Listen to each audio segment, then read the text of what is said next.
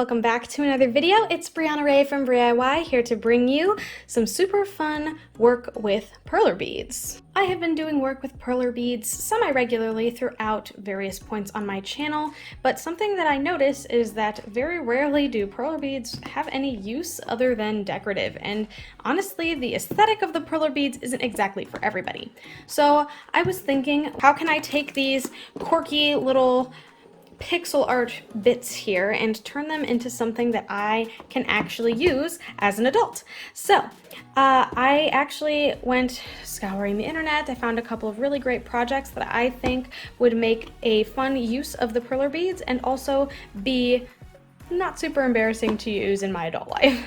So I'm going to get started, and for this one I actually had to get a couple of extra plates. I've never had these like square or like different or circular square plates before. I'm going to be using this circular one twice, and on the last one I am going to be using just my generic plate. I'll probably use the little square one just because we're making a lot of little things today. So that is all you should need: some perler beads, some plates, parchment paper, and an iron, of course, and we can get started. Alright, so you can see I've kind of got the pattern started here, mostly because I've never used these circular sets before and I wasn't totally certain how everything would line up. When I saw these designs online, they were in these kind of cute fruit patterns and almost used as like an outdoor thing.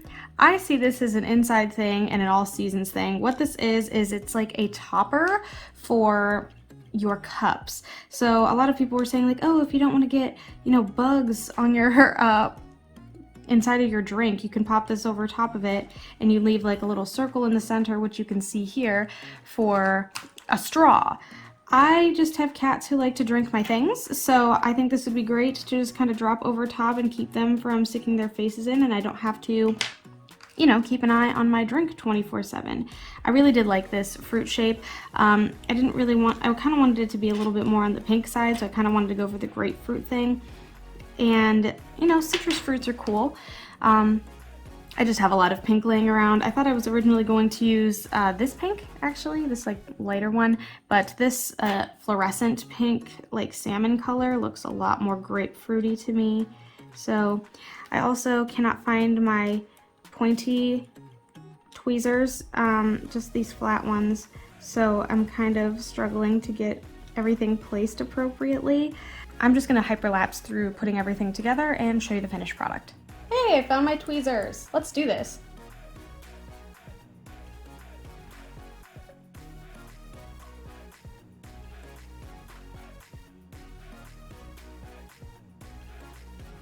Alrighty, looks like we got our little piece done. Circle in the middle. I did bring in a cup and a straw to make sure everything lined up correctly. I think I could have gone one like further inward, but I liked the larger size of it, and I could have again maybe gone in further around the straw, but I know it gets a little bit flatter when they melt and I don't want to make it so that the hole is too small. So I am going to take some parchment paper, not wax paper. Don't be like me, I've made that mistake entirely too many times. The wax will stick, but get the parchment paper, and we're going to take our iron here and start melting these beads so that they fuse together. Alright, nice and hot. Oh, that looks pretty good. Awesome. Well, I'm going to, again, do the other side. Yep, parchment paper, definitely the way to go. Set this off to the side to cool so we can do our next circular piece here. And yeah, you can see it kind of like bends when you don't flatten the other side as well, but it also did get a little bit I kind of like the look of the filled in holes, so I'm going to do the same thing on this side, and then we'll have a nice little reversible piece. Alright. Don't know what happened there, but looks good enough to me. Now I'm just going to make sure that this lays flat by putting something on top of it. You know what? This mug seems like a good choice. Also, another, I guess, semi-usable thing is coasters. So they could be coasters, or they could be, you know, the tops, I guess. But hey, I mean, we love a dual purpose DIY, right? And of course, here is the perler bead cup cap. It just kind of sticks on top like this. You can also, if you have maybe a wider cup, this still works. If you want to drop it in, it kind of sits on top nice and easily. It like rotates a little bit, but it does provide a little bit of extra layer of security. And then of course, pop your straw in. And yeah, I think this way is also crazy cute. Nice.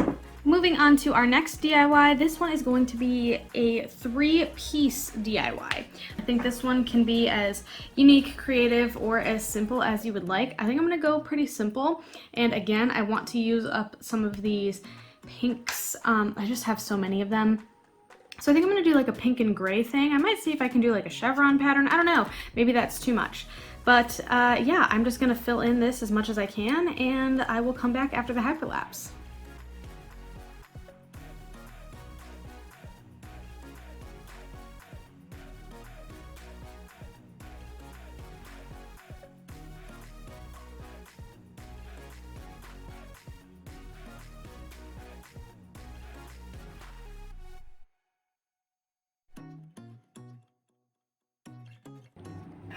All right, all of our pieces parts are done. I did accidentally press on this with a cup a little too early, so I have this ring in there that I do want to get rid of. But I'm going to take some hot glue and kind of dollop it in the middle here. I'm almost out of glue. I need another glue stick. Hold on. All right, back at it with glue this time.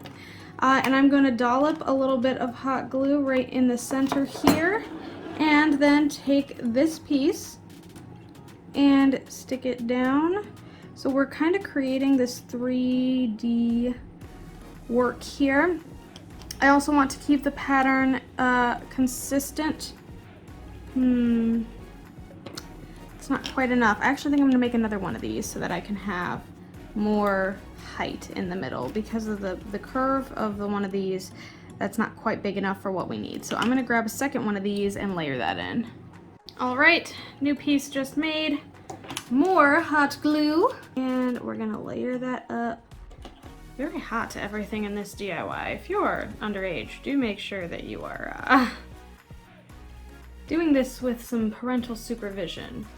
But here's what it looks like now. We've got that extra stack here. Depending on what you're gonna put in this, you might want a third, but I'm gonna leave that at your discretion, and I'm gonna try to line up this pattern as best as I can, and finally stack my last piece on top so that we kind of have this open Oreo sort of situation going on here.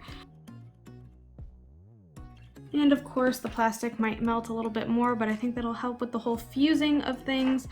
And here is what we have. Now I'm sure at this point you're still probably like, what the heck is this? Well, allow me to tell you. This, in short, is a cord wrangler, is what I'm going to call it. I've seen this specifically in use for headphones, but I don't actually have any corded headphones, but I do have a lot of cords just laying around. So very simply, you can string your cord up through the center and wrap it around quite a few times. And it's a nice, easy, and relatively pretty way to organize your cords.